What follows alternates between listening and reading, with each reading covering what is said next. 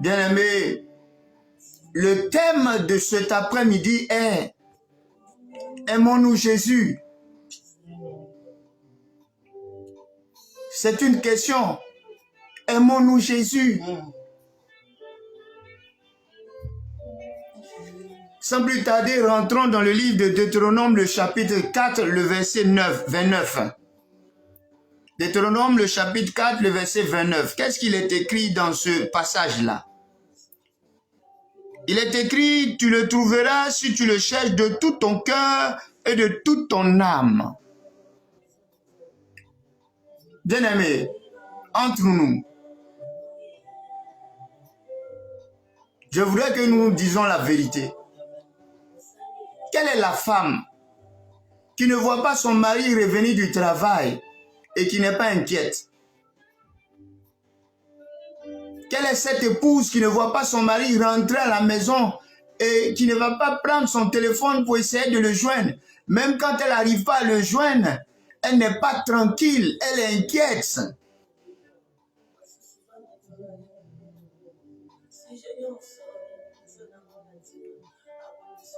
Amen. La Bible nous dit que dans Deutéronome, le chapitre 4, le verset 29, tu le trouveras si tu le cherches de tout ton cœur, de toute ton âme.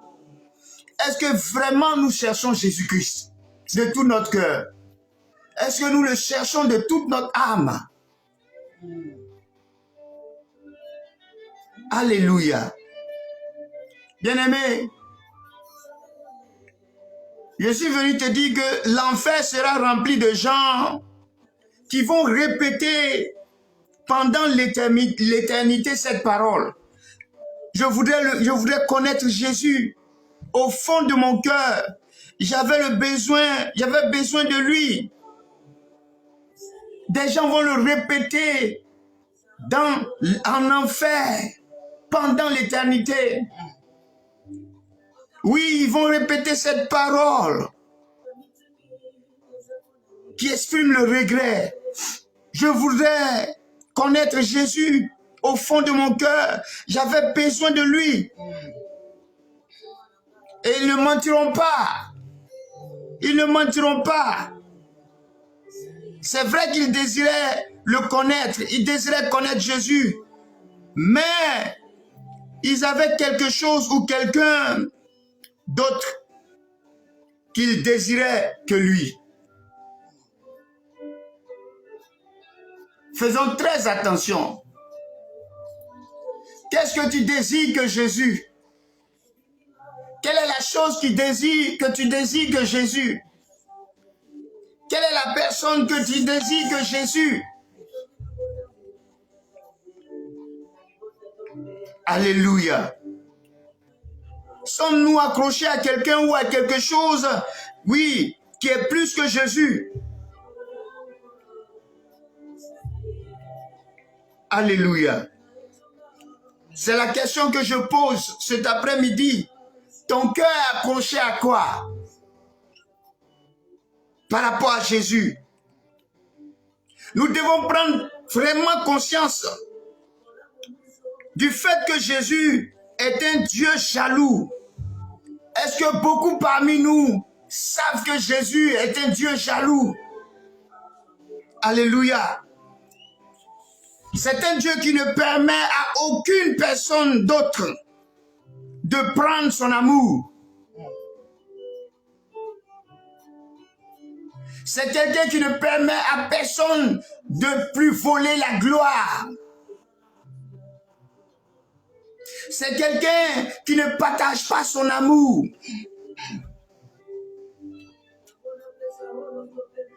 Alléluia. Est-ce que nous avons pris conscience que Jésus est un Dieu jaloux? Alléluia.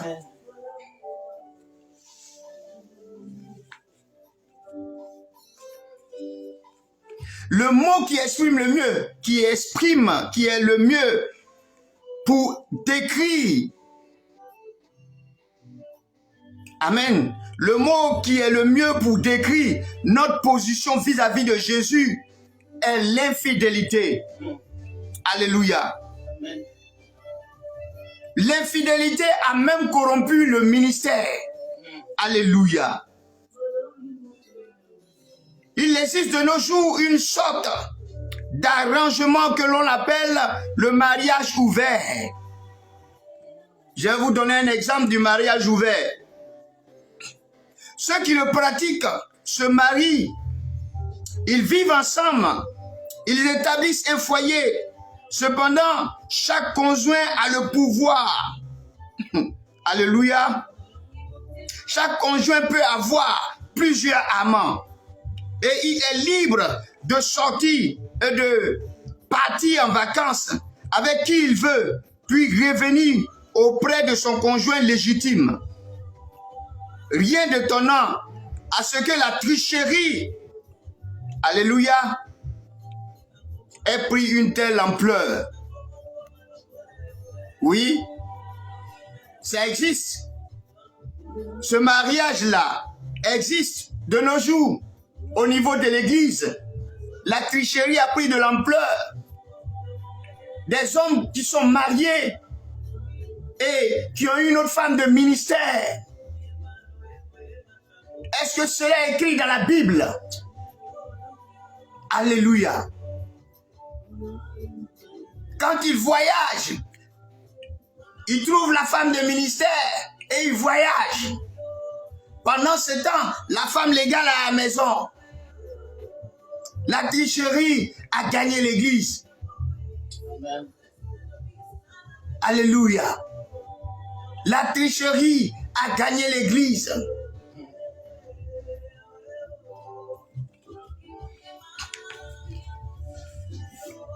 Je vais vous donner un exemple d'un pasteur. Un pasteur qui a ressenti une grande douleur dans son cœur. Quand il a découvert des lettres d'amour passionnées et a entendu des coups de téléphone étranges qui avaient pour auteur un autre homme. Alléluia. À cela s'ajoutaient les mensonges. Oui, la concubine mentait. La concubine s'excusait. Mais elle passait son temps à s'adonner à des voyages inexpliqués. Alléluia. Qui la retenait loin de son mari. Alléluia. Mes frères, quand vous pratiquez ces choses, vous n'allez plus aimer votre époux. Votre époux va commencer à vous détester. Vous allez commencer à détester votre époux. Alléluia. Un jour, elle est rentrée dans le bureau de son époux et elle lui a dit ouvertement, « Je ne veux plus de toi. Je demande le divorce. Je suis amoureux d'un autre homme de l'église. Je suis amoureuse d'un autre homme de l'église. Je ne veux plus de ton ministère. Je te respecte.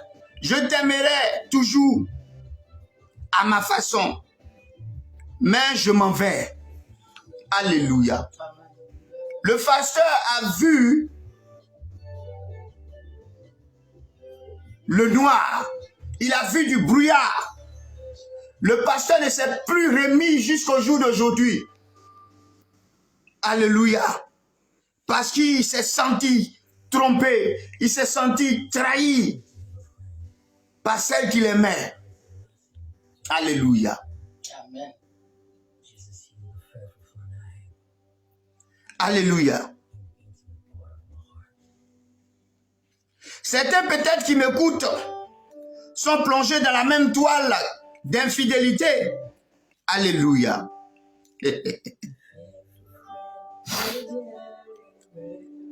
Peut-être que tu vis l'infidélité. Peut-être que tu as une liaison quelque part avec un collègue de travail ou un membre de l'église ou encore un ami de la famille où ton cœur est divisé. Alléluia. C'est pourquoi tu veux te libérer des liens du mariage légal. Ce que tu es en train de faire hors du mariage te pousse à te libérer des liens du mariage légal. Alléluia. Bien-aimé, Jésus sait ce que c'est que la tricherie. Jésus, il sait ce que c'est que la tricherie. Alléluia. Pendant toute l'histoire de l'humanité, l'histoire biblique, il a été patient et a fait preuve de longanimité. Oui, Jésus a fait preuve de longanimité. Son Israël bien-aimé lui a été infidèle sur toute la ligne jusqu'au jour d'aujourd'hui. Israël ne l'aime pas. Pourtant, Israël est la première épouse. À cause d'Israël, il a pleuré à Jérusalem. Quelle trahison!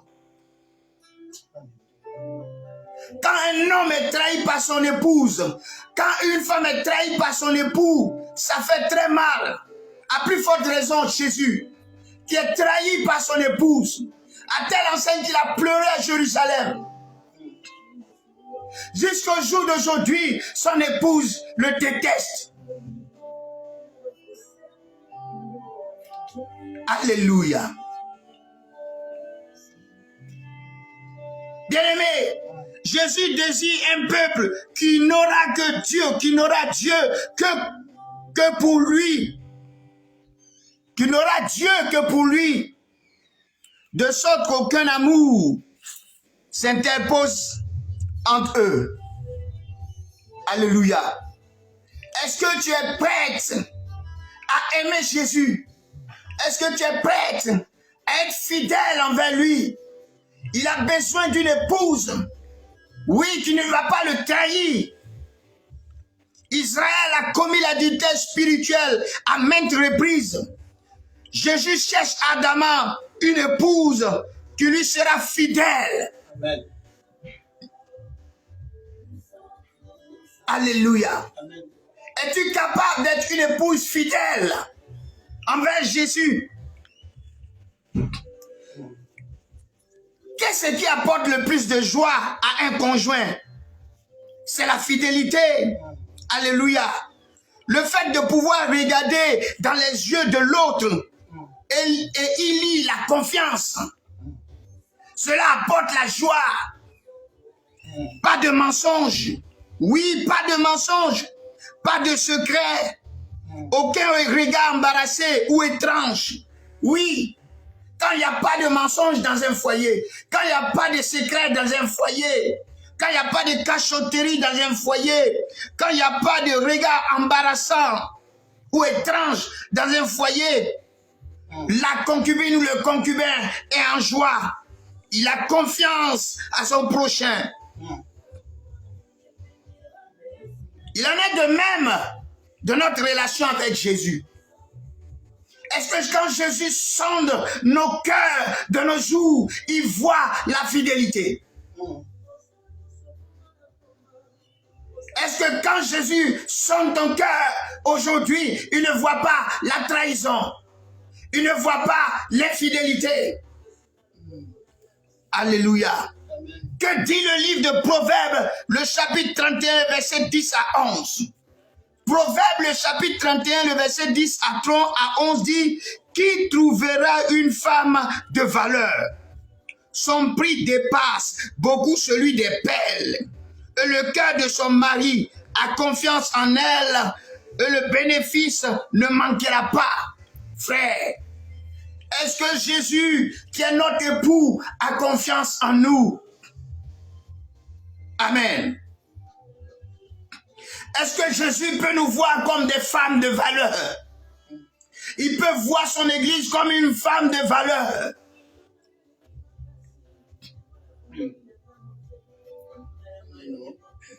Alléluia. Alléluia.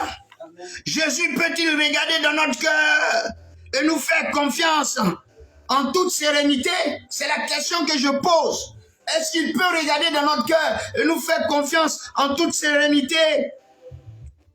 Jésus a mal de nos jours, car peu de personnes l'aiment de tout leur cœur. Alléluia. Peu de personnes l'aiment de tout leur être. Nous lui sommes devenus infidèles au fil des ans. Quelle est la chose du monde qui captive ton cœur souvent? C'est la question que je te pose. Quelle est cette chose qui captive ton cœur souvent? Et puis tu ne peux pas regarder à Jésus, ton époux. Alléluia. Est-ce les voitures? Est-ce que ce sont les voitures qui captivent ton cœur?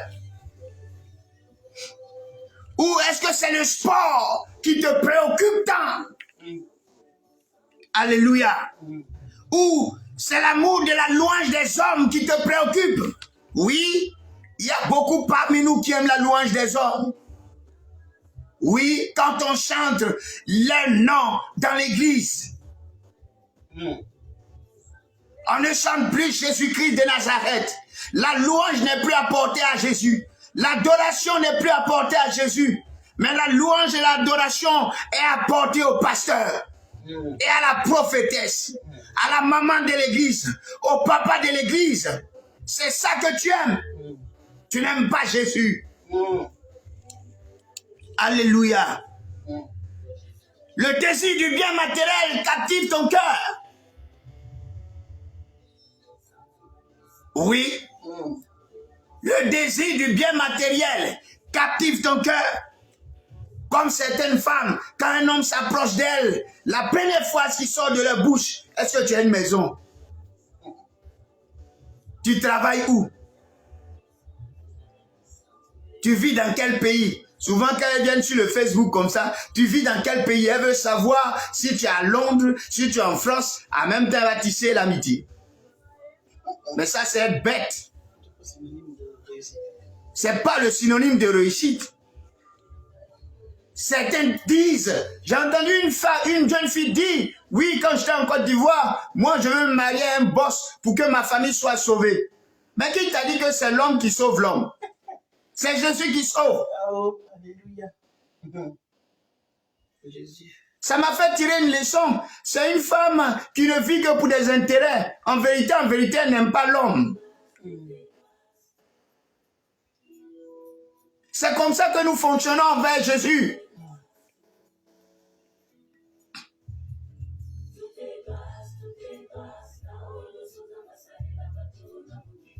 Est-ce l'amour d'argent qui captive ton cœur? Alléluia. Des gens n'arrivent plus à dormir à cause de l'argent. Quand ils se réveillent, c'est l'argent qui est dans leur tête. Quand ils dorment, c'est l'argent qui est dans leur tête. Même quand ils investissent quelque part, ils font des songes sur l'argent. Ils se réveillent, ils appellent l'endroit où ils ont investi. Comment j'évolue? Comment ça évolue? Mes sous. On ne cherche pas à savoir si nous sommes dans une bonne position avec Christ. Si notre époux Christ a besoin de quelque chose. On regarde à nos besoins. On regarde à nos intérêts. Même quand nous allons parler avec notre époux Christ, nous parlons de nos besoins. Nous parlons du besoin de nos enfants. Nous parlons du besoin de l'église. Nous parlons de nos besoins. Mais Jésus a des besoins. Yes, oh. Pourquoi nous sommes égoïstes envers lui? Nous n'aimons pas Jésus. Nous regardons nos intérêts. Nous voulons la bénédiction. Mais nous ne voulons pas satisfaire le cœur de notre époux pour qu'il puisse nous bénir. Amen. Alléluia. Alléluia.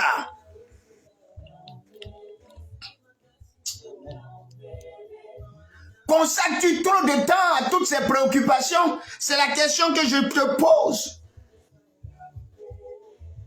Qu'est-ce que la parole de Dieu dit à propos de ces choses? Dans 1 Jean, le chapitre 2, le verset 15. Il est écrit, si quelqu'un aime le monde, l'amour du Père n'est point en lui. Alléluia. Amen. Tu aimes qui? Tu aimes les belles voitures? Tu aimes les belles maisons? Tu aimes les choses du monde? Tu aimes l'argent? Tu aimes le bien matériel? À cause de ça, tu ne passes pas du temps avec Christ. L'amour de Dieu n'est pas en toi. Je donne un exemple. C'est comme une femme qui est mariée à un homme. Elle passe son temps dans les boîtes de nuit avec ses camarades, dans le cinéma avec ses camarades. Elle n'est jamais à la maison. Jamais dans l'intimité avec son mari. Jamais en train d'échanger avec son mari. Jamais en train de rire avec son mari. Croyez-vous que cet époux-là, il va la garder? Je crois qu'il va la divorcer. Je crois qu'il va la répudier. Frère, ne soyons pas hypocrites, ne soyons pas égoïstes, ne soyons pas infidèles, ne soyons pas sans cœur envers Jésus-Christ.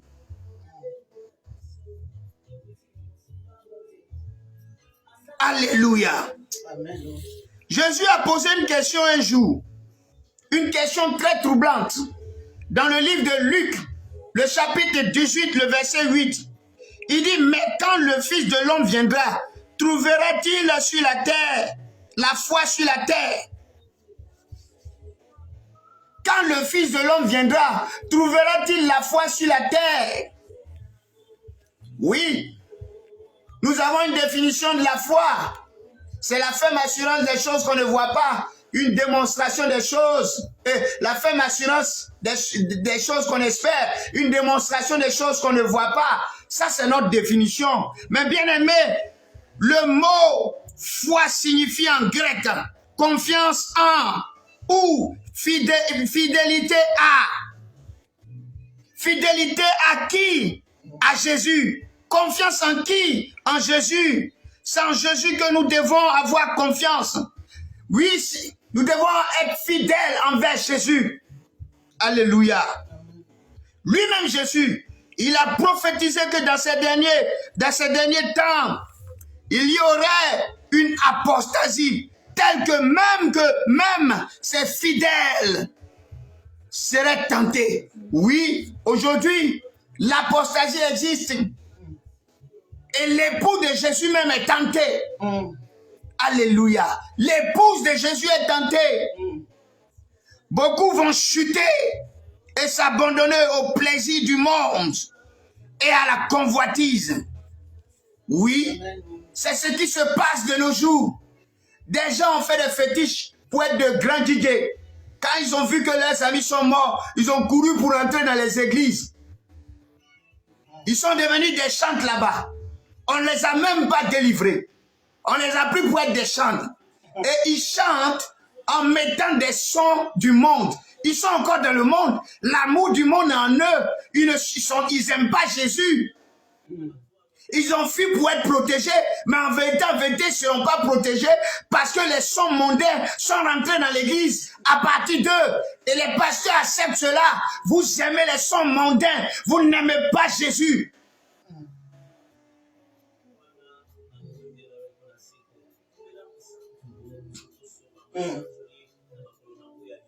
Sommes-nous réellement de vraies épouses?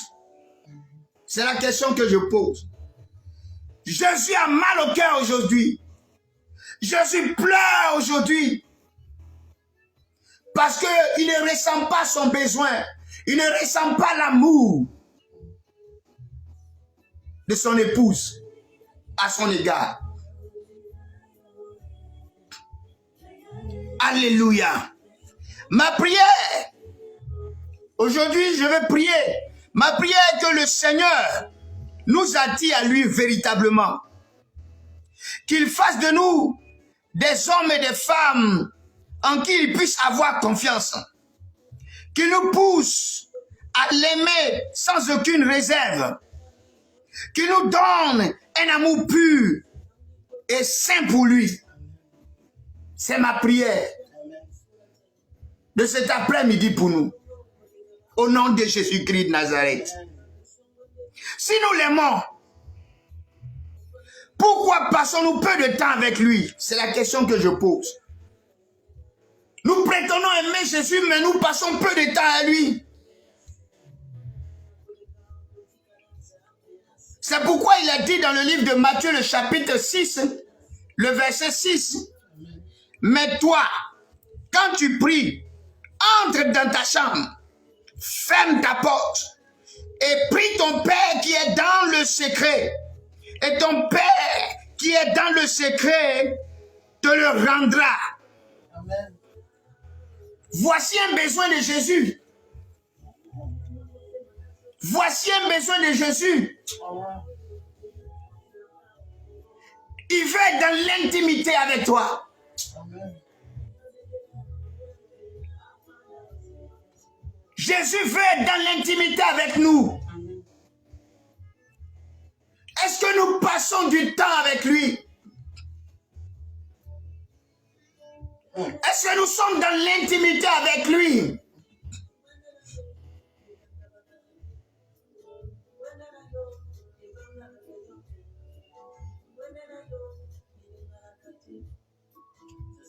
Je crois que chaque jour quand tu te lèves, c'est pour appeler ta copine. Alors copine, on dit quoi? La journée, c'est comment?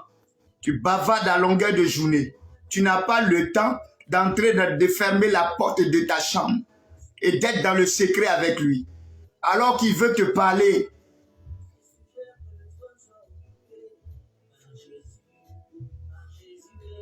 Une épouse ne passe pas son temps à être dehors. Une épouse ne passe pas son temps à être dans la cuisine, à vaquer à d'autres préoccupations. Une épouse passe du temps aussi avec son époux. L'épouse est dans l'intimité avec son époux. C'est dans le lit qu'ils échangent beaucoup. C'est dans le lit qu'ils rient. C'est dans le lit qu'ils se partagent tout. C'est dans le lit qu'ils communiquent. Alléluia. Quand communiquons-nous avec Dieu?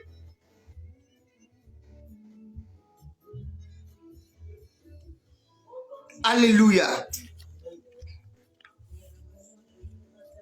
Frère, ce verset nous montre que le Seigneur Jésus recherche l'intimité avec nous. Alléluia. Il dit de rentrer dans notre chambre. Il cherche l'intimité avec nous. Il désire se retirer dans l'intimité et la solitude avec celui qu'il aime. Oui, Jésus nous aime. C'est pourquoi il veut que nous rentrons dans la chambre afin de fermer la porte pour être avec lui. Afin qu'il nous parle. Alléluia. Nous prions régulièrement. Nous assistons à toutes les réunions de prière de nos églises. Nous assistons à tous les cultes possibles. Nous sommes conformes aux enseignements bibliques. Que 2 ou 3 s'assemblent, le Seigneur agit. Le Seigneur, s'ils s'assemblent, s'ils se mettent d'accord dans la prière, le Seigneur va agir. Cependant, notre époux dit, tout cela, c'est bien beau, mais il nous dit cependant, je frappe à la porte de ton cœur. Je frappe à la porte de ton cœur et je chuchote. Viens à l'écart. Viens à l'écart. Ferme la porte et restons seuls, tous les deux. Alléluia. Voilà ce que Jésus dit. Tu te lèves le matin, tu vas évangéliser. Tu te lèves le matin, tu vas faire des dons. Tu te lèves le matin, tu commences à faire les choses. Mais cela est beau aux yeux des hommes. Est-ce que tu étais dans le secret pour que Jésus te donne l'ordre d'aller le faire? Si tu l'as fait selon la chair, cela est mauvais devant Jésus. Alléluia. Il faut que ton époux te donne des directives. Alléluia.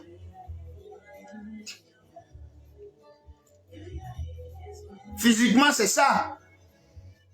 Quand un époux veut manger quelque chose, il appelle sa femme dans la chambre, chérie, voici 10 000. Aujourd'hui, je veux manger un genou de poulet. C'est une directive qu'il donne. Et il pouvoir. Et la femme va au marché. Alléluia. Mais toi, Jésus, lui-même, il frappe à la porte. C'est-à-dire que tu es une femme mauvaise. Tu as fermé la porte, pourquoi? Alléluia. Il veut rentrer pour te communiquer les directives. Afin que tu les exécutes pour être agréable à ses yeux. Pour que lui, en retour, comme il est le Tout-Puissant, il puisse tout te donner comme cadeau.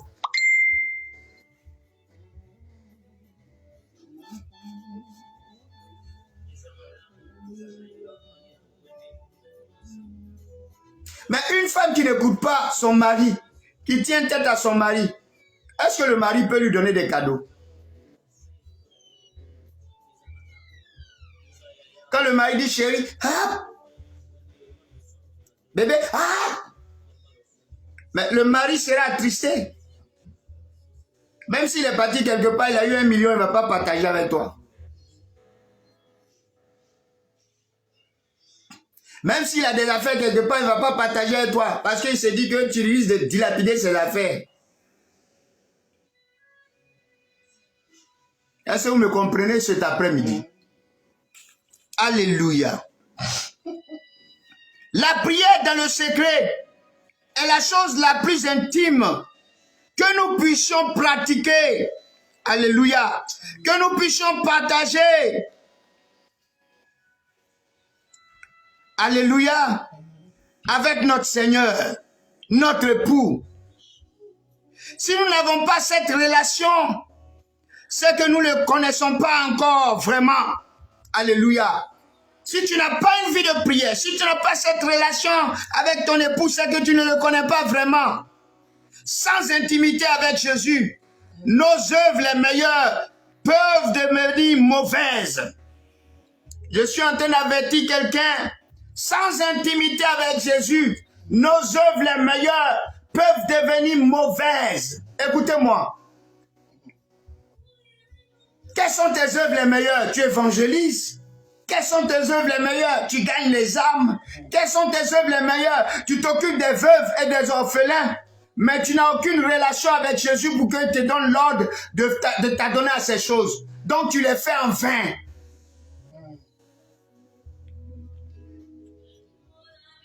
Qui t'a donné cette directive? C'est ta chair et ton sang. C'est ta chair et ton sang. C'est ta volonté qui t'a donné cette directive. Ce n'est pas la volonté de Dieu. Alléluia. Faisons très attention. C'est pourquoi il est écrit dans Matthieu le chapitre 7, le verset 22 à 23. Nous allons lire ça. Matthieu le chapitre 7, le verset 22 à 23, qu'est-ce qu'il est écrit? Plusieurs me diront ce jour-là, Seigneur, Seigneur, n'avons-nous pas prophétisé par ton nom? N'avons-nous pas chassé les démons par ton nom? N'avons-nous pas fait beaucoup de miracles par ton nom? Alors je leur dirai ouvertement, je ne vous ai jamais connu, retirez-vous de moi, vous qui commettez l'iniquité. Faisons très attention, parce que cette parole risque de retentir dans nos oreilles un matin. Quand Jésus sera de retour. Cette parole risque de retentir dans nos oreilles un matin. Tu n'as jamais été dans l'intimité avec lui. Il ne te connaît pas. Il ne t'a jamais vu dans le secret. Quand une épouse est dans l'intimité avec son mari, le mari connaît tout son corps. Il connaît où il y a les points de beauté. Il connaît où il y a les cicatrices. Mais tu n'es pas dans l'intimité avec Christ, il ne te connaît pas, tu viens dire que tu as fait les miracles en son nom. Il y a rien de moi, ouvrier de l'iniquité, parce que tu n'étais pas avec moi. Tu étais dans l'intimité avec l'esprit de la rose-croix. Tu étais dans l'intimité avec l'esprit de la franc-maçonnerie. tes amants était l'esprit de la rose-croix, de la franc-maçonnerie. Ton amant, c'est l'argent. Ton amant, c'est le bien matériel. Ton amant, c'est le mensonge. Ton amant, c'est l'adultère. Ton amant, c'est l'impudicité. Tu n'étais pas dans l'intimité avec lui. Il ne te connaît pas malgré tes bonnes œuvres que tu faisais et que les gens t'acclamaient. Il te dira, arrière de moi, ouvrier de l'iniquité. Ça fait peur. Ça fait peur.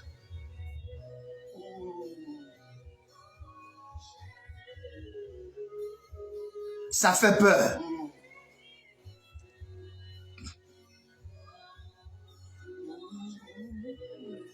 Ça fait peur. Nous devons avoir peur. Parce qu'un jour, nous risquons d'entendre cette voix qui dira arrière de moi, je ne t'ai jamais connu. Ne trahissons pas Jésus-Christ de Nazareth. Alléluia.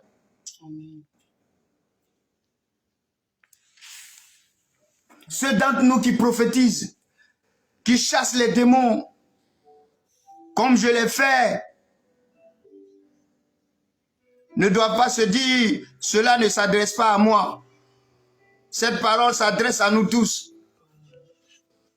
Car que veut dire Jésus ici? Qu'est-ce que Jésus veut dire à travers ce verset? La phrase clé, c'est celle-ci. Je ne vous ai jamais connu. Voici la phrase clé. Faisons très attention. Je ne vous ai jamais connu. Jésus veut dire que il n'y avait aucune intimité. Il n'y avait aucune intimité. Il y a des gens qui font beaucoup de choses en son nom, mais sans vraiment le connaître. Sans avoir une intimité parfaite avec lui.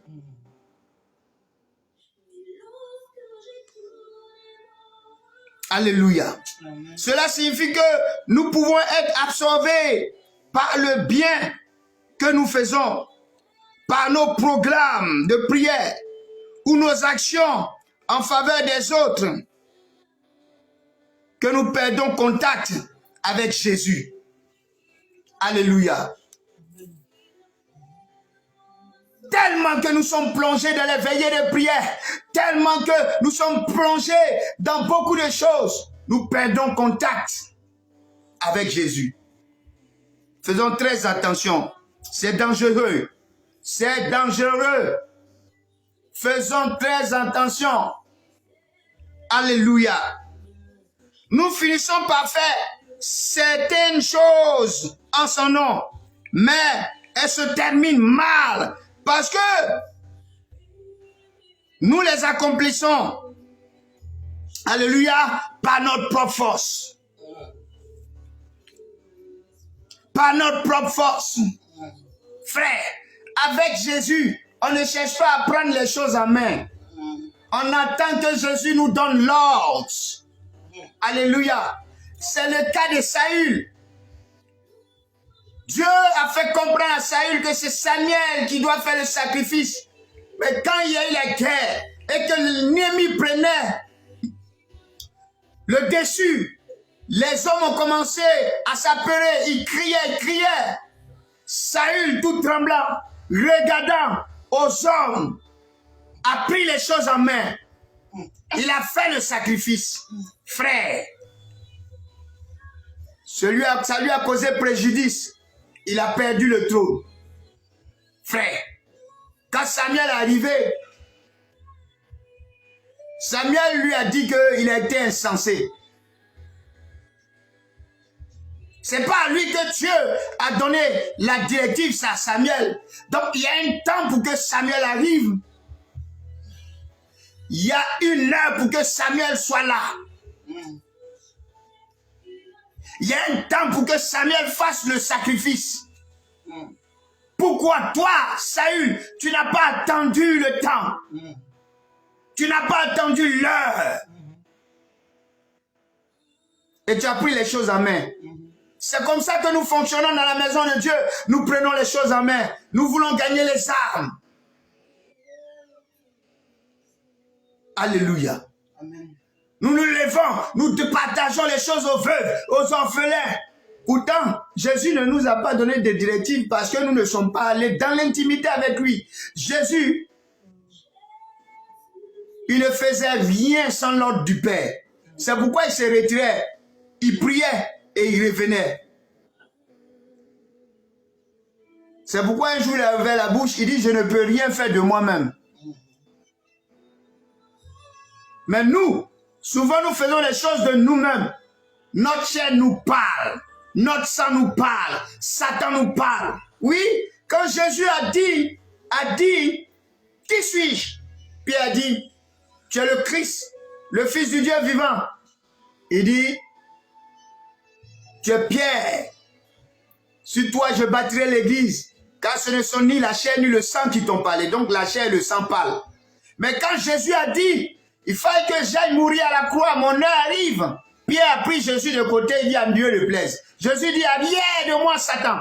Tes pensées sont les pensées des hommes. Pour dire que Satan peut te donner des directives. Ta chair peut te donner des directives. Ton sang peut te donner des directives. Si tu n'as pas une intimité avec Dieu. Alléluia. Amen.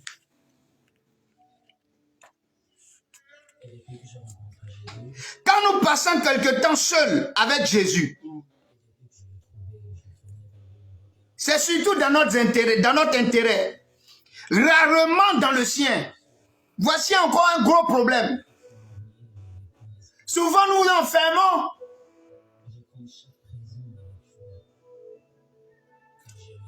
et nous parlons à Dieu pour nos intérêts. Seigneur, donne-moi ça. Seigneur, fais que mon ministère soit comme ça. Seigneur, fais que mes enfants soient comme ça. Seigneur, nous sommes là pour nos intérêts et non point pour lui ses intérêts. Quel égoïsme! Alléluia. Nous sommes des épouses qui regardons nos intérêts et non point aux intérêts de notre époux. Pourquoi nous sommes mauvais?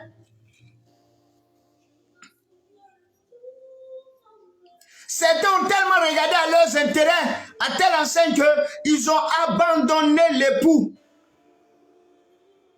pour aller prendre un amant qui est l'esprit de fétichisme ou de maraboutage pour pouvoir s'enrichir.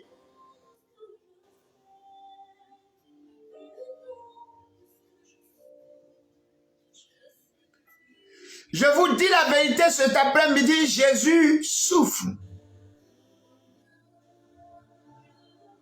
Je suis attristé dans mon âme. Jésus a mal. Jésus pleure comme il a pleuré sur Jérusalem.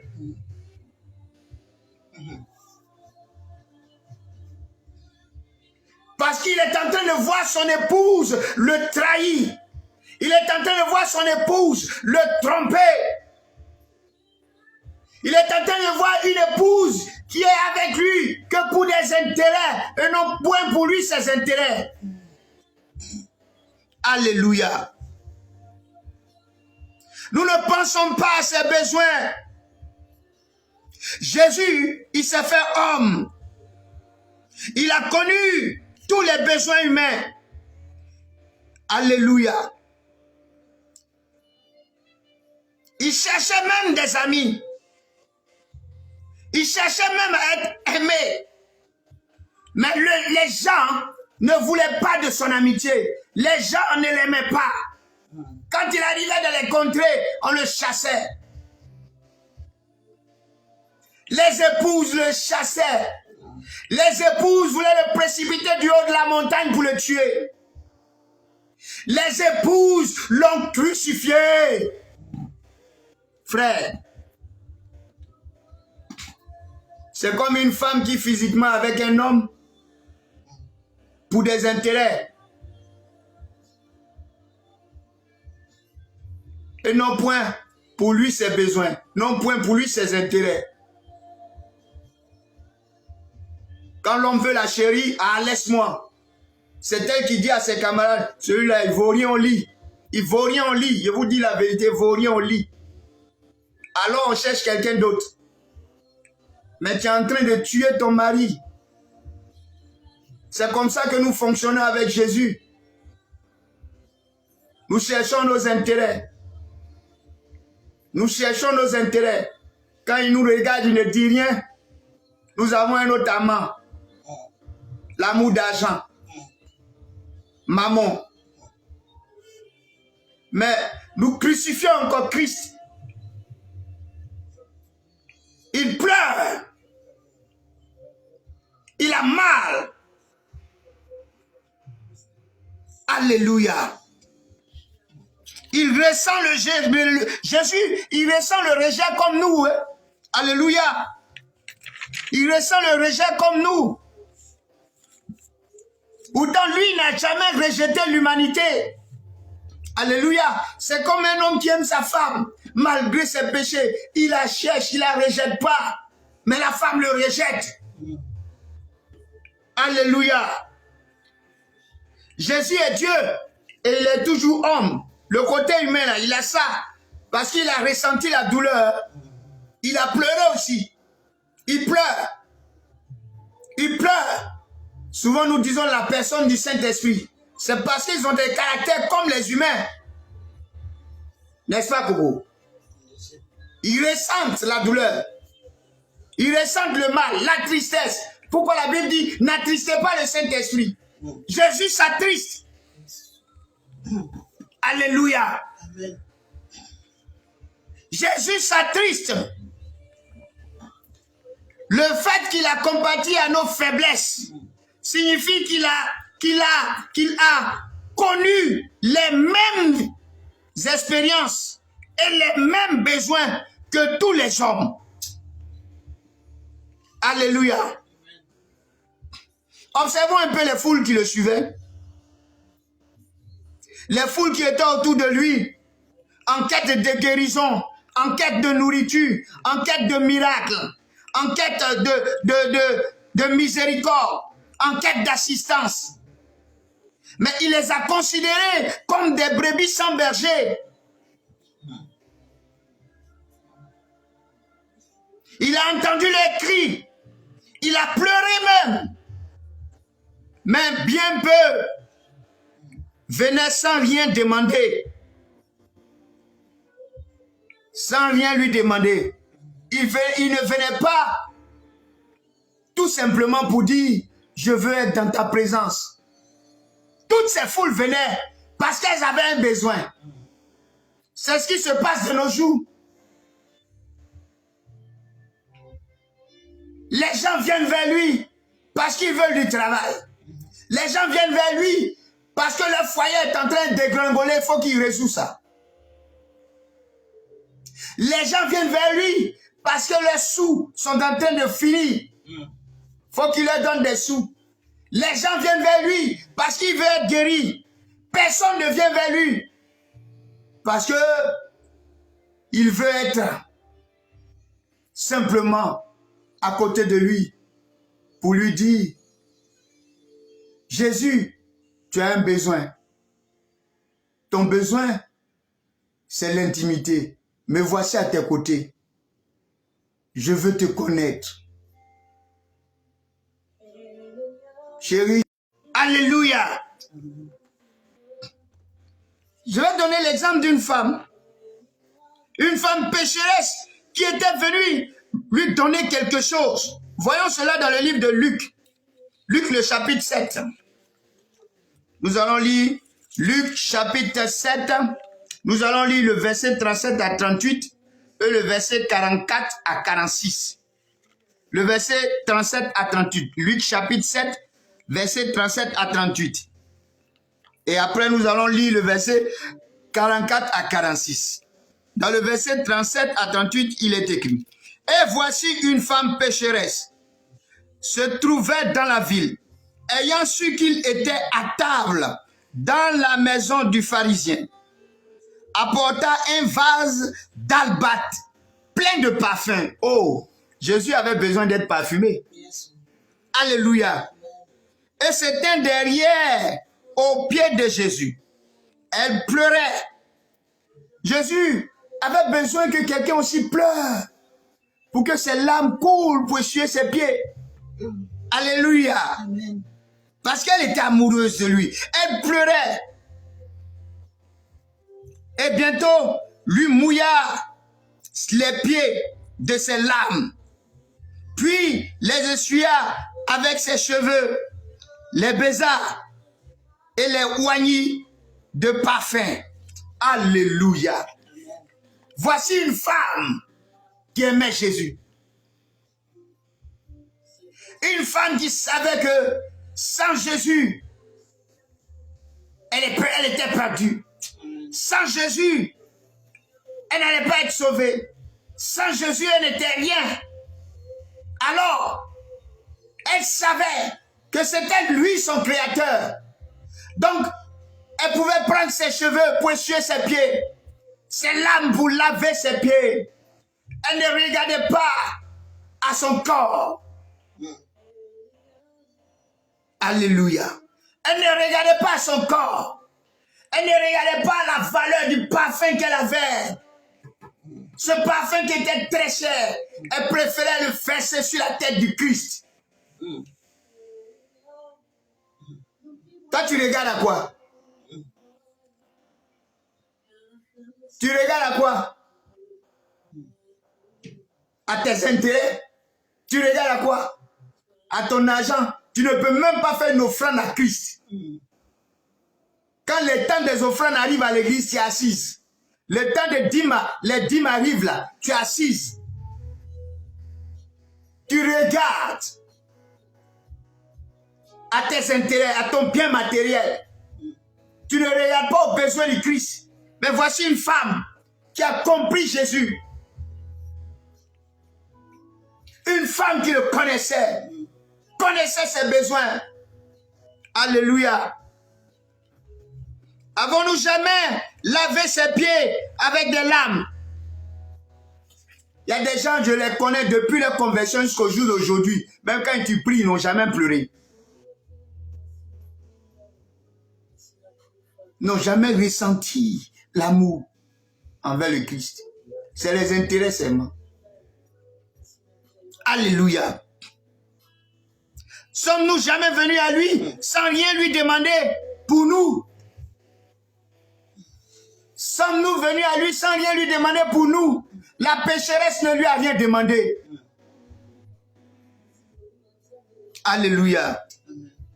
Notre ministère, c'est ce que je disais, sans rien lui demander pour nous, notre ministère ou notre famille, c'est-à-dire simplement pour lui offrir un cadeau de notre cœur, plein d'amour, plein d'adoration, un cadeau de notre cœur ressemblant à l'albâtre, ressemblant à l'encens, ressemblant à l'or, ressemblant à la myrrhe. Est-ce que nous lui donnons un cadeau de notre cœur?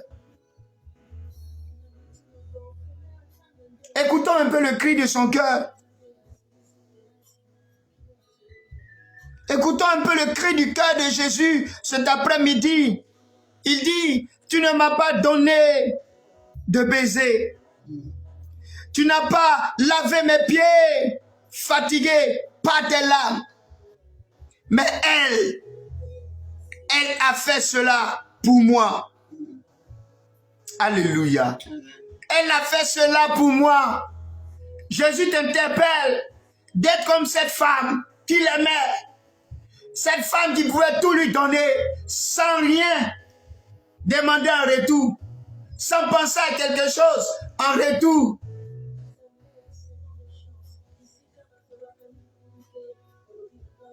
As-tu pleuré une fois dans ta prière afin de laver ses pieds? Alléluia. Alléluia. Bien-aimés, nous allons voir encore un autre exemple dans lequel une femme est venue vers Jésus et a versé du parfum sur sa tête pendant qu'il mangeait avec les disciples. Quand les disciples ont vu cette femme poser cette action, ils étaient indignés. Qu'est-ce qu'ils ont dit dans le livre de Matthieu? Alléluia. Nous allons rentrer dans le livre de Matthieu, le chapitre 26, le verset 8 à 9. Pogo. Matthieu, le chapitre 26, le verset 8 à 9. Alléluia. Nous allons rentrer dans le livre de Matthieu, le chapitre 26, le verset 8 à 9. Qu'est-ce que les disciples, quand ils ont vu cette femme-là, verser le parfum d'un grand prix sur Jésus, ils étaient indignés. Qu'est-ce qu'ils ont dit? Il dit, à quoi bon cette bête, frère? Regardez des disciples qui ont jugé bon que verser du parfum sur Jésus, c'est une bête. Alléluia. Verser du parfum sur Jésus, c'est une bête. Alléluia. On aurait pu le vendre ce parfum très cher et en donner le prix aux pauvres. Voici la pensée. On aurait dû vendre ce parfum très cher et en donner le prix aux pauvres. Mais pourtant, le maître est là. Le maître là, il est plus important que les pauvres. Alléluia. On trouve que verser le parfum sur le maître, c'est chose, comment on appelle ça? C'est inutile. C'est inutile, c'est une perte. Il faut vendre ce parfum-là pour donner l'argent aux pauvres. Mais aujourd'hui, nous agissons comme les disciples. Nous croyons que passer le temps seul avec Jésus, à le prier ou à l'adorer, est du temps perdu, car de nombreuses personnes souffrent dans le monde et ont besoin de notre temps et de nos prières. Mais qu'est-ce que Jésus va leur dire au verset 10 et au verset 11? Oui. Tu trouves que passer le temps avec Christ, là, c'est une perte de temps. Alléluia. Toi, tu préfères aller donner la nourriture aux veuves, aux orphelins. Tu préfères aller évangéliser pour gagner les âmes. Mais lui aussi, il a besoin que nous passions du temps avec lui. Alléluia. Au verset 10 et au verset 11, il dit, pourquoi faites-vous de la peine à cette femme? Voilà la question qu'il pose à ses disciples. Elle a fait une chose bonne.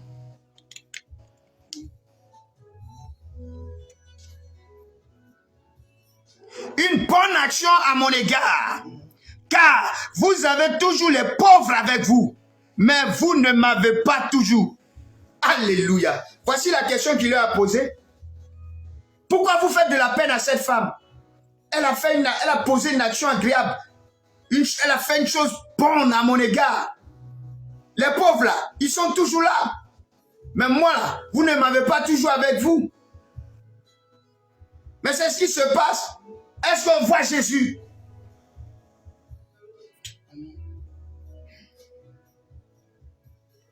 Mais les veuves, les orphelins sont toujours là. Les âmes perdues sont toujours là. Les pauvres sont toujours là.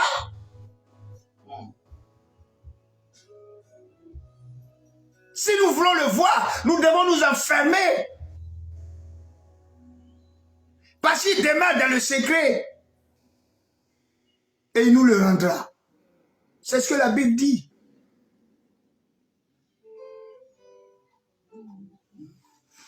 Alléluia. Ses propres disciples ont été incapables, les disciples là, vraiment c'était des épouses aussi têtues, ont été incapables de rester 1 heure avec lui quand il avait le plus besoin.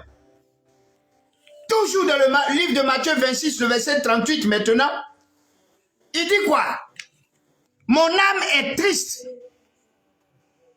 jusqu'à la mort. Restez ici et veillez avec moi. Jésus veut que nous veillions un peu avec lui. Il dit, restez ici et veillez avec moi. Voici ce qu'il dit aux disciples.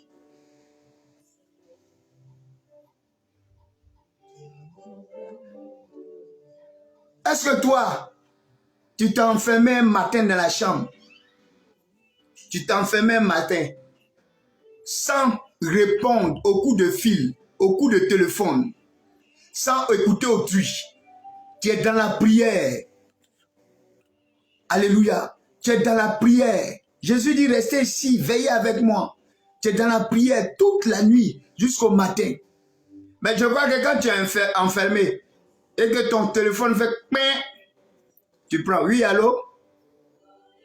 Oui, allô? Tata Mireille, ouais, Tata Mireille, on dit quoi? C'est-à-dire Jésus doit attendre quoi? Tata Mireille est très importante. Mais où allons-nous? Où allons-nous? Un homme de Dieu a dit un jour qu'il était en prière et sa femme a ouvert la porte. Chérie, nous devons... Il dit, hé, sors de la chambre.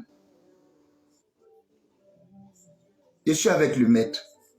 La femme a compris sur le champ. Mais si c'est toi, femme africaine, je crois que ton cœur va pomper même.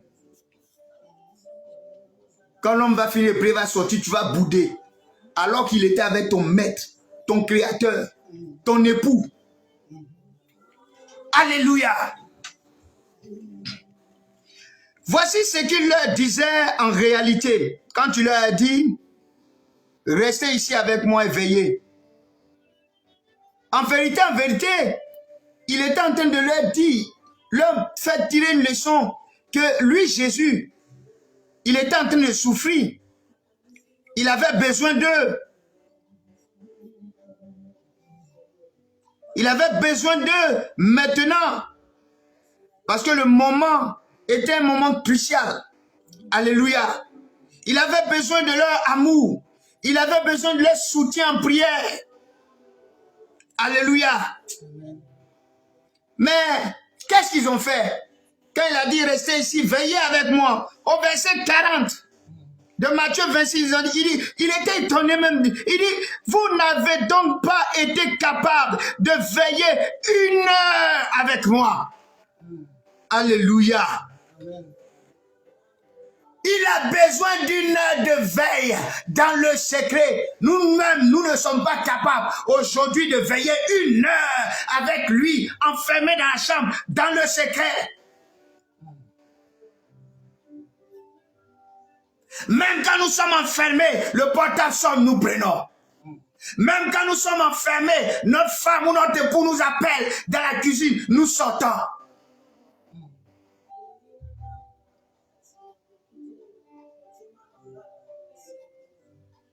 Alléluia. C'est nous qui ouvrons nos bouches à l'église pour chanter 1 heure dans ses pavis vaut mieux que 1000 ailleurs. 1 heure dans ses pavis vaut mieux que 1000 ailleurs. Mais on ne peut pas faire 1 heure. On ne peut pas. On est distrait par quelque chose. Même quand tu es enfermé. Tu es enfermé de corps, mais d'esprit, tu es ailleurs.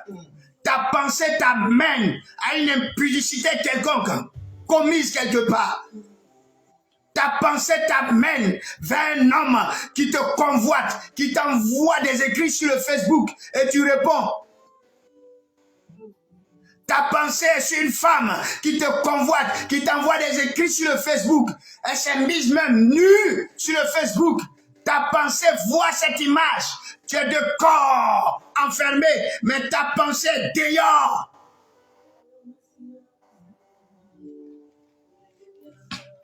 Alléluia.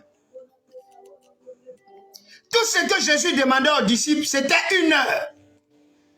1 heure concentrée sur ce dont il avait besoin. 1 heure d'amour de leur part, alors qu'ils souffraient. Alléluia. Souvent nous le disons, Jésus est Dieu, il n'a aucun besoin, il ne souffre pas, il ne pleure pas. Que puis-je faire? Que puis-je bien lui donner? Ainsi la question que certaines personnes se posent. Il est Dieu, il a tout, il est le tout-puissant, il peut tout faire. Il n'a pas de besoin. Que puis-je lui donner? Il ne souffre pas, il ne pleure pas. Frère, cet après-midi, je suis venu te dire, si Jésus n'a pas de besoin maintenant, s'il n'est qu'un Dieu insensible, éloigné de notre monde, alors pourquoi frappe-t-il à la porte de notre cœur? C'est la question que je te pose. Pourquoi frappe-t-il à la porte de notre cœur? Pourquoi éprouve-t-il le besoin de venir souper avec nous? Voici la question que je te pose. Alléluia. Apocalypse le chapitre 3, le verset 20 dit quoi? Apocalypse chapitre 3, verset 20. Il dit, voici, je me tiens à la porte et je frappe. Si quelqu'un entend ma voix et ouvre la porte. Jésus est toujours à la porte. Hein? À la porte de la maison de son épouse. Il frappe seulement. Il est à la porte de l'église qui est son épouse. Il frappe seulement. Il dit, si quelqu'un entend ma voix, est-ce que nous entendons sa voix? Aujourd'hui, beaucoup n'ont point entendu sa voix. Ils entendent la voix des fétiches.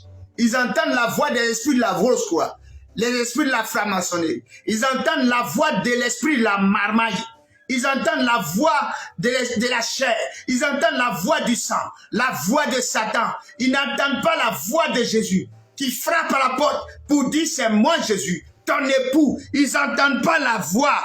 Il dit et ouvre la porte. Ils n'ouvrent jamais la porte à Jésus. Ils ouvrent la porte à d'autres amants. Ils n'ouvrent jamais la porte à Jésus. Il dit j'entrerai chez lui et je souperai avec lui. Il ne soupe jamais avec Jésus. Il soupe avec les autres amants. Il ne soupe jamais avec Jésus. Alléluia. Pourquoi a-t-il demandé à Pierre, si Jésus n'a pas de besoin, pourquoi a-t-il demandé à Pierre, après sa résurrection, 3 fois, même tu, Jésus a besoin d'amour. Jésus a besoin qu'on le chérit. Jésus a besoin qu'on le chérit. Cela montre bien qu'il ressent le besoin d'être aimé. Est-ce que nous aimons Jésus? Voici le thème de cet après-midi. Aimons-nous Jésus? Il ressent le besoin d'être aimé. Frère, est-ce que nous les épouses, nous l'aimons vraiment? Que dit le livre de Psaume? Psaume le chapitre 69. Psaume le chapitre 69, le verset 21 dit: déshonneur, le déshonneur me brise. Oui, c'est le même Dieu qui dit honore ton père et ta mère. Quand tu n'honores pas ton père et ta mère, c'est un déshonneur, ça les brise. Il dit le déshonneur me brise. On n'honore même pas Dieu. Il dit le déshonneur me brise. Et je suis malade. Dieu est malade. Il est malade. Il ne nous comprend pas. J'espère un signe de piété. Est-ce que nous manifestons un signe de piété envers lui? Pour lui montrer que nous respectons ses directives. Et que nous sommes avec lui. Mais rien. Il dit rien. Lui-même il dit rien. Amen. Il dit rien. Il dit des consolateurs. Il a besoin des gens pour le consoler. Il a besoin d'un consolateur. Et je n'en trouve pas. Il dit il ne trouve pas. Oui. Quand il souffrait, il a dit à ses disciples, veillez avec moi. Priez. Priez pour que je sois un peu consolé. Parce que je souffre dans mon âme. Je souffre dans mon fort intérieur. Je dois aller mourir à la croix. Mais ils ont dormi. Est-ce que nous sommes des épouses qui sont des consolatrices envers notre époux? Alléluia. Bien-aimés, nous ne pouvons pas l'aimer pleinement tant que nous ne lui permettons pas d'être tout ce qu'il veut être en nous. Oui, si tu ne permets pas que Jésus soit tout ce qu'il veut être en toi, c'est que tu ne l'aimes pas.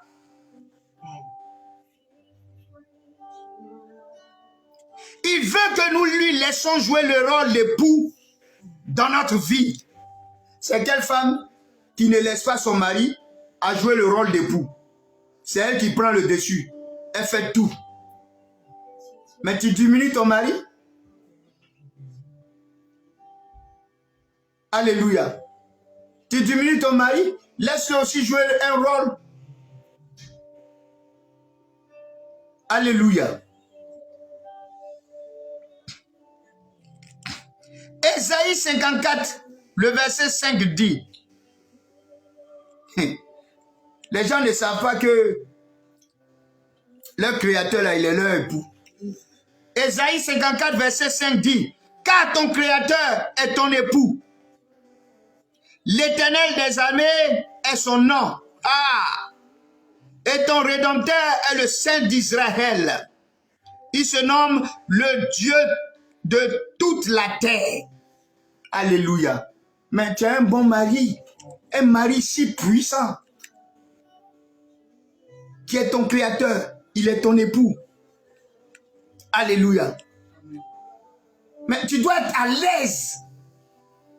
Tu dois être à l'aise. Tu dois lui montrer l'amour.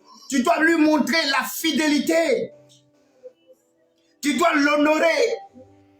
Tu dois l'élever. Tu dois le chérir. Alléluia. Bien-aimé, mais avec ce genre de mari-là, nous devons nous préparer pour lui. Nous devons nous préparer pour lui. Qu'est-ce que le livre d'Apocalypse, le chapitre 21, le verset 2 dit? Frère, si tu sais que tu as un mari qui est puissant, hein, qui est bien, qui t'aime, qui ne peut pas te trahir, mais tu vas être prête pour lui. Alléluia. Apocalypse chapitre 21, verset 2 dit, et je vis descendre du ciel d'auprès de Dieu la ville sainte, la nouvelle Jérusalem, parée comme une épouse qui s'est parée pour son époux. Alléluia. Est-ce que nous nous parons comme des épouses pour notre époux Jésus? Alléluia.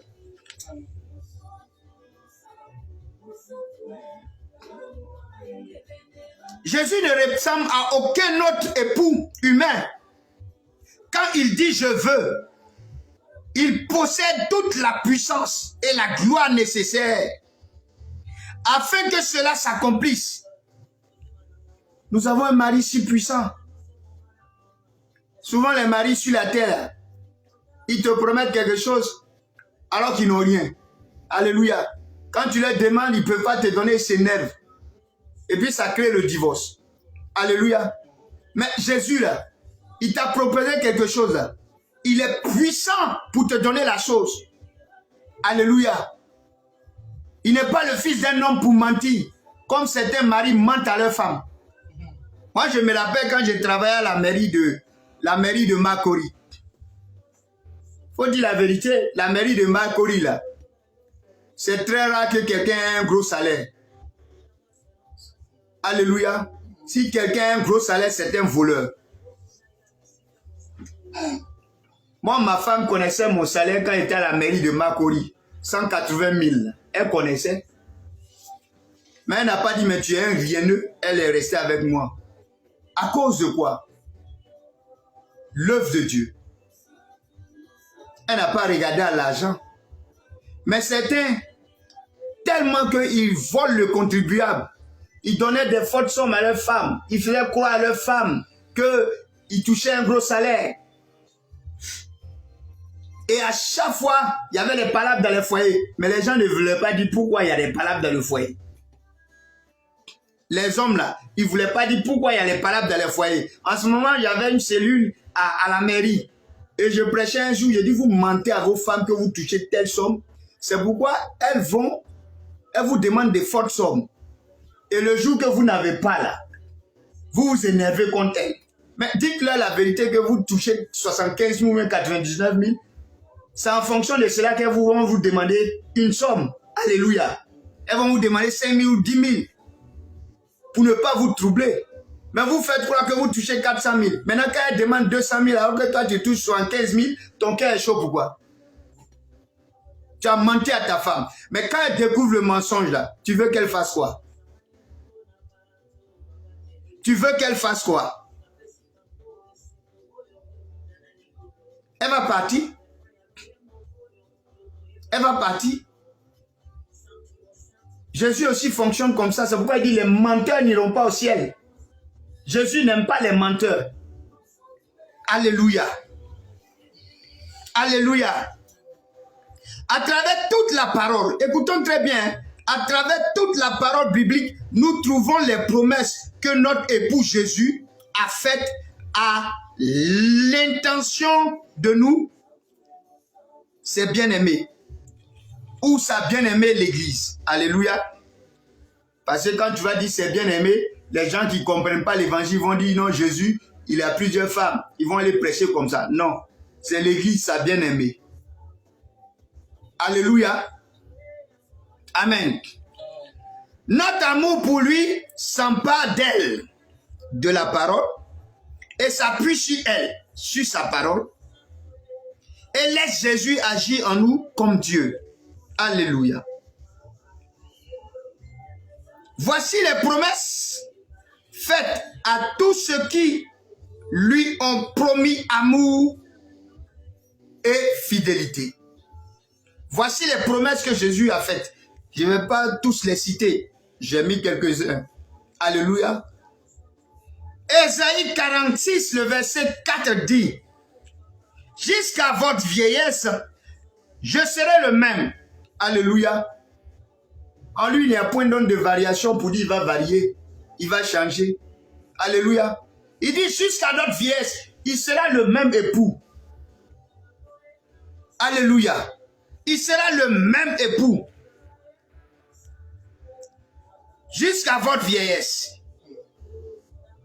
Jusqu'à votre vieillesse, je vous soutiendrai.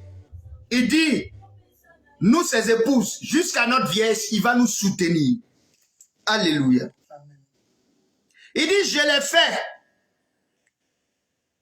Et je veux encore vous porter. Il a fait avec les autres épouses qui ne sont plus. Mais il veut le faire encore avec nous. Voici une promesse. Alléluia. Il dit, je serai le même. Mais aujourd'hui, il y a des épouses qui veulent que leur mari Jésus s'adapte au modernisme. Ah, vous avez vu ça ou ça? C'est le modernisme qui doit s'adapter à sa parole. Alléluia. Ésaïe 49, le verset 15. Il dit, une femme oublie-t-elle l'enfant qu'elle allait? N'a-t-elle pas pitié du fruit de ses entrailles? Quand elle oublierait, moi, je ne t'oublierai point. Alléluia. Voici une promesse. Souvent, les femmes, là, elles accouchent et puis elles jettent leur enfant. Elles oublient leur enfant. Il y a des mamans même qui oublient leur enfant. Oui, parce qu'elles se sont remariées. Elles vivent ailleurs. L'enfant qu'on a fait là, on s'en fout de lui. Alléluia. Mais Jésus dit, lui, il ne nous oubliera pas. Alléluia. Ésaïe 55, le verset 7 dit quoi? Que le méchant abandonne sa voie et l'homme d'iniquité ses pensées, qu'il retourne à l'Éternel qui aura pitié de lui, à notre Dieu qui ne se lasse point de pardonner. Alléluia. Tu es une épouse infidèle. Retourne à l'Éternel cet après-midi. Demande-lui pardon. Purifie-toi. C'est un mari qui ne se lasse point de pardonner. Même quand tu lui as fait du mal, tu es parti. Tu reviens, il te pardonne. Oh, vous voyez comme les bons. Quelle est cette belle promesse? Alléluia. Voici encore une autre promesse dans Ésaïe 57, le verset 18. Il dit, j'ai vu ses voies et je le guérirai. Je lui servirai de guide et je le consolerai. Et ceux qui pleurent avec lui. Mais écoutez ça. Il dit, j'ai vu ses voies, tellement que l'épouse est fidèle, tellement que l'épouse manifeste de l'amour envers lui, tellement que l'épouse l'honore. Il dit quoi? Même quand il la voit malade, il va la guérir. Alléluia. Il va la guérir. Il va la guider. Il va la consoler, même si elle est dans le malheur, avec ceux qui pleurent avec son épouse. Quelle est cette promesse? Alléluia. Voici encore une autre promesse. Ésaïe 65, le verset 24. Avant qu'ils m'invoquent, moi je répondrai. Ils parleront encore que moi j'exaucerai. Quand tu es une bonne épouse, avant d'ouvrir ta bouche, il dit lui, Jésus, il va te répondre. Même quand tu vas vouloir parler, lui, Jésus, il t'aura exaucé. Alléluia. Il t'aura exaucé quand tu es une bonne épouse. Voici une promesse. Mais un mari comme ça, nous devons être à ses côtés. Alléluia. Voici une autre promesse. La dernière promesse. Dans le livre d'Hébreux, le chapitre 13, le verset 5. Dieu lui-même a dit, je ne te délaisserai pas, ni ne t'abandonnerai. Alléluia. Un époux qui dit, il ne va jamais te délaisser. Il ne va jamais t'abandonner. Il ne va jamais t'abandonner dans la disette. Il ne va jamais t'abandonner dans la nudité. Il ne va jamais t'abandonner dans la souffrance. Il ne va jamais te délaisser dans tout ce qui pose problème. Alléluia. Bien-aimés, Jésus est tout pour nous. Laissons-le souper avec nous. Croyons en chacune de ses promesses et rappelons-lui ses promesses.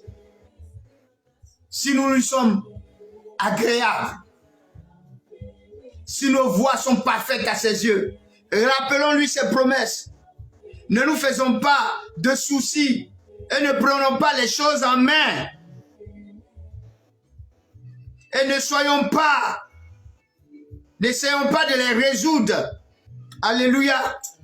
Sans les directives. Car nous ne pouvons l'aimer mieux que lorsque nous le laissons être tout pour nous. Alléluia. Que le Seigneur nous bénisse cet après-midi. Que cette parole de l'Esprit nous transforme. Que cette parole nous mette dans le moule du Christ afin que nous prenions la forme du Christ. Alléluia. Car quand la pâte est dans un moule, la pâte prend la forme du moule quand elle sort du four. Alléluia. Enfermons-nous et recherchons notre époux. Amen.